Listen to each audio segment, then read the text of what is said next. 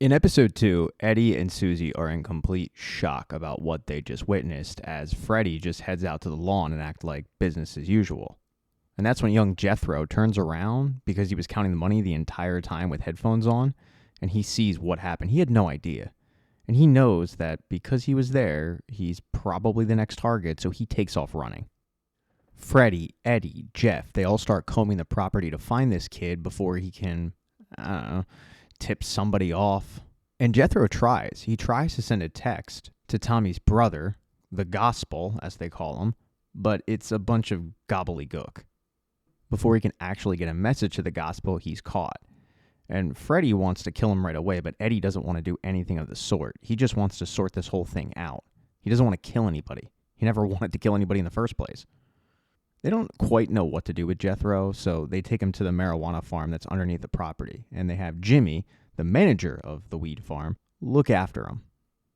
After dropping Jethro off, Susie fills Eddie in on exactly what they're dealing with the Gospel. He's one of the biggest cocaine dealers in the area.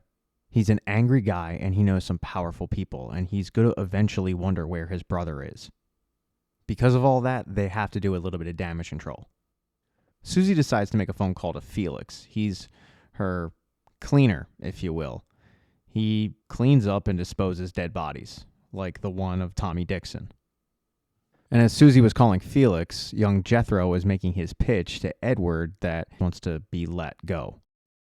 And Edward believes Jethro. He doesn't want to kill him anyway, but he also knows that he's going to have to convince Susie of this as well. He then heads up to the house to meet with Felix and Susie, and they can formulate a story on exactly what happened with Tommy Dixon. The story that Edward wants to pitch is the fact that things weren't good between Jethro and Tommy, and Jethro killed Tommy, disposed of the body, and is now on a container ship, which is what he actually wants to do. He wants to put him on a container ship to Australia and just let him live his life with part of the money. This will allow Edward and everybody else to play dumb. They filmed the video. They saw Tommy leave, and they haven't heard from him since. Now all that's left to do is film the chicken dancing scene, which they still haven't done yet. And even though Freddie doesn't want to, Eddie slaps the crap out of him and says, "You're going to do this because you killed a guy, you got us into this mess, and there's a slim chance you can get us out of it." This little dance gets interrupted when their mother walks in with an invitation from Stanley Johnston, who's hosting a party and wants Eddie to come. This comes as quite a surprise to Eddie. He thought his business with Stanley was done. And when Susie gets word of this invite, well, now she wants to meet Stanley Johnston as well. So even though Eddie thought that his business with Stanley was done, he's going to end up RSVPing to that party. As the group is filling Eddie and Freddie's mother in on exactly who Susie is, albeit all of it's a lie, they get a phone call from the Gospel. It goes to Freddie's phone, but Freddie's too nervous, so Eddie answers and says, "Can I take a message?" And the Gospel says, "Yeah, I'm looking for my brother, and apparently the last time that he was seen was with you." Eddie, of course, plays dumb. He says, "Yeah, swing by, we'll talk about it." And then they just wait for the Gospel to show up, which he does a little while later. The Gospel shows both Freddie and Eddie the text message that they got from Jethro, which is nonsense. They don't know what to make of it. And Eddie tells them the story that he made up about Jethro and Tommy getting into a fight, and that's all they know.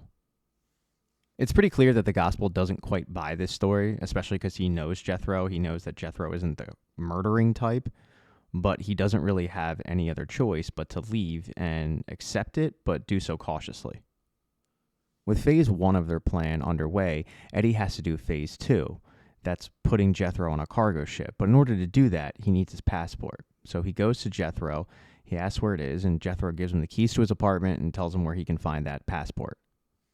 Right before Eddie leaves to do this, he runs into his mother, who reveals to him that she knew about the operation all along. And what she's worried about is that Edward will fall into the same trap that his father fell into, just being consumed with money. But Eddie says, "Don't worry, Mom. It's not going to happen. As soon as I'm done with whatever mess I've gotten myself into, I'm going to remove their interest from the estate." That night, he heads to Jethro's apartment to find his passport, but he doesn't find the passport, at least not right away. What he does find, though, is one of the Gospel and Tommy Dixon's men who have camped out in the apartment waiting for Jethro to return. Eddie is able to eventually find the passport, but he is caught by this guy, and a fight breaks out. Eddie ends up shooting the guy in the head, making it look like he committed suicide, but in doing so, he ends up taking a bullet to the abdomen, and he's pretty badly hurt. To make matters worse for Eddie, that night was Stanley Johnston's party. So he doesn't have time to go to the hospital and get himself stitched up. He has to put on a tux and make it look like he's not been shot. He meets up with Susie at the party. He doesn't tell her that he got shot. He does ask her, though, why exactly are we here again? And Susie wants to know exactly why Stanley Johnston is so interested in the property. What she has been able to figure out is how Stanley Johnston made his money. Crystal meth. At this party, while Eddie is introducing Stanley to Susie, Eddie rekindles with an old childhood friend, Princess Roseanne, who he just calls Rosie. They've known each other since they were kids. This gives Eddie an opportunity to get out of the conversation with Stanley and Susie, and him and Rosie walk off together. While Rosie and Eddie are making small talk, Rosie notices that Eddie is injured because he's bleeding profusely on his white shirt.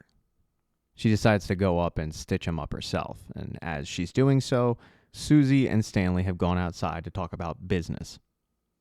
Stanley's pretty blunt. He tells her that she's going to need a partner if she wants things to stay the way they are. She doesn't take too kindly to this. She just says, yeah, I'll think about it, and don't call me, I'll call you. She heads back inside to try to find Edward, and she does so with the princess stitching him up. And when the princess leaves, he fills Susie in on exactly why he got shot, but the good news is he got the passport at the end. He is starting to get good at this, though. Before he did leave the scene of the crime, he called Felix to clean it up. It's not a normal cleanup, though. They're going to make it look like Jethro killed this guy and then got away. And it's pretty smart because he had Felix bring the shotgun that killed Tommy. So when the gospel finds Tommy's body with a shotgun wound and then they find this guy's body with that shotgun right next to it, it's not going to look suspicious at all. They're just going to put two and two together and say, oh, it must have been Jethro.